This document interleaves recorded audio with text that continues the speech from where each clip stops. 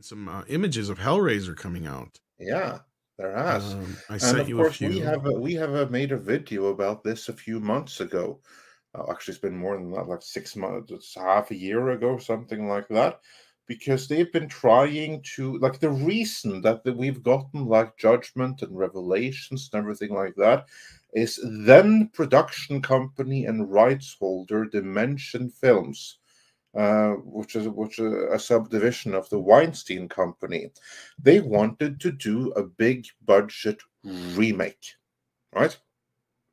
And then they rejected every single take that came their way. They went to Clive Barker. He wrote the script for them. They rejected it. They went to every other up-and-coming horror director who all did a pass on it, and they all passed on it because basically the Weinstein Company wanted something Hellraiser-ish, but not too Hellraiser-ish, because they do want it at the box office.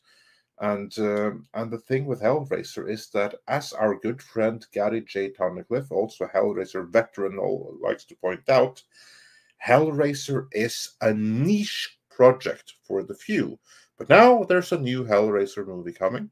It's from the director of the best segments of VHS, of The Ritual, and it stars Jamie Clayton. Well, it doesn't star, but it features Jamie Clayton as the new Pinhead, as seen in the picture right here.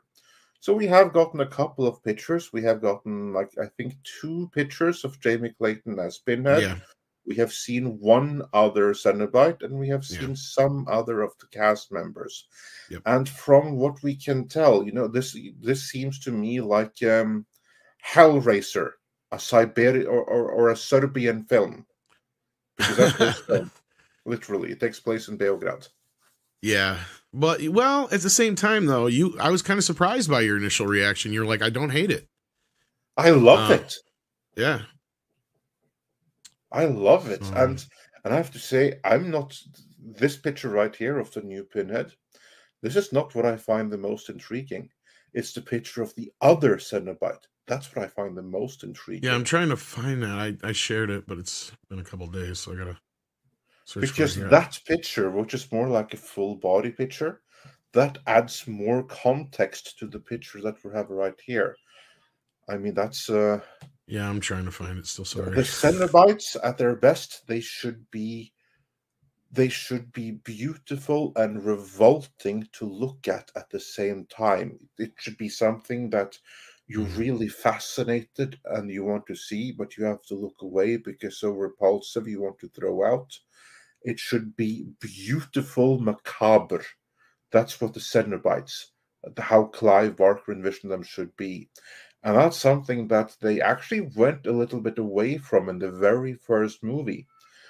But this thing right here, to me, this fits the bill of something of what Clive Barker initially described.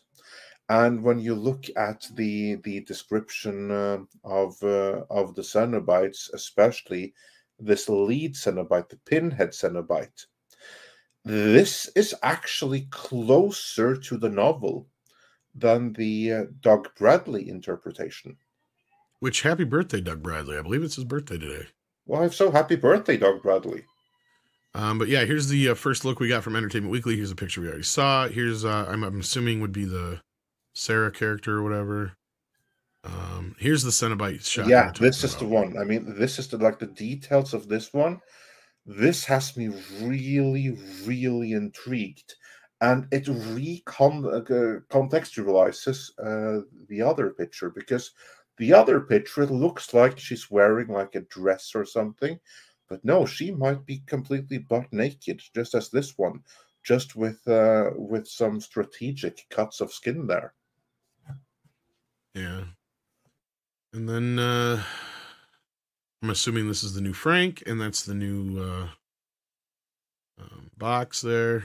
So yeah, that's our first look at that's probably not the new Frank. Or not Frank, what's his face? Because because we were told initially that this was going to be a new interpretation of the original novel, or novelette, as it were, that was going to be more truthful to the original novelette than the original movie. And I called bullshit on that from day one, because having read the original Hellraiser novelette, it's almost identical to the original movie. It's like they're 90% similar. There's That's no what the way. vibe I'm getting is this story looks, because that's no way that's because like in the original book that would be his girlfriend or whatever, not his daughter. That looks too young to be a. They've completely changed it up. It's a new set of characters. It's a Okay, new gotcha. story.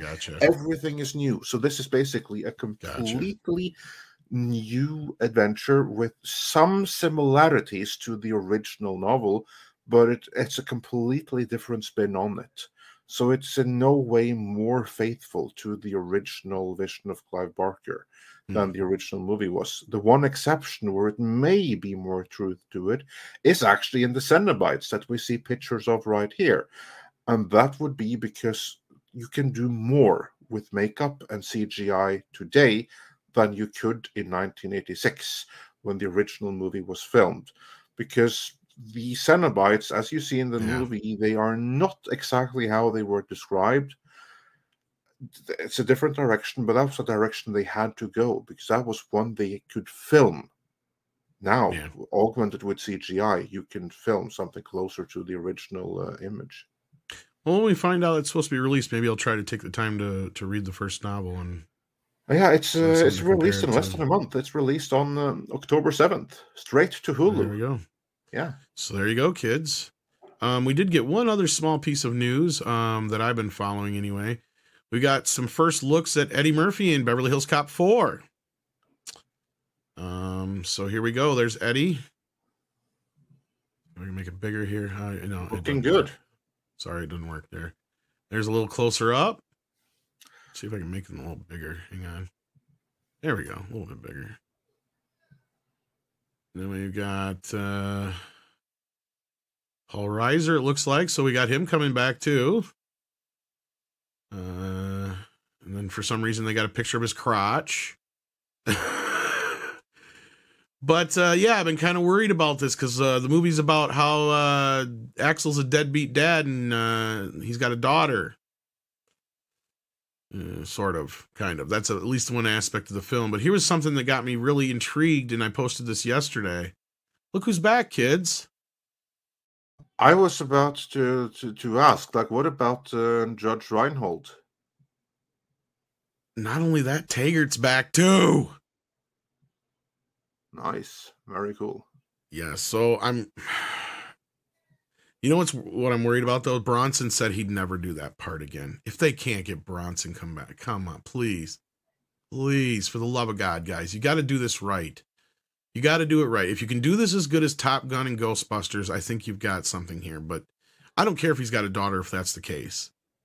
No, that's fine. I mean, it's all in the execution. It was no problem for Bill and Ted to have daughters. No, in fact, I was against that. But then once we actually saw the film and saw how they treated their dads and all that business, I was fine with it. Yeah. But this has me a little bit more excited now. But I'm like, don't fuck with my emotions when I posted this yesterday, because if we get these three guys back together, plus it'd be nice also if they got Ronnie Cox, but I don't even know if he can walk anymore. Or is he still with us? That is an issue. You kind of have to... He's still with us, right? Yeah. But I think he's very old. I think so, yeah.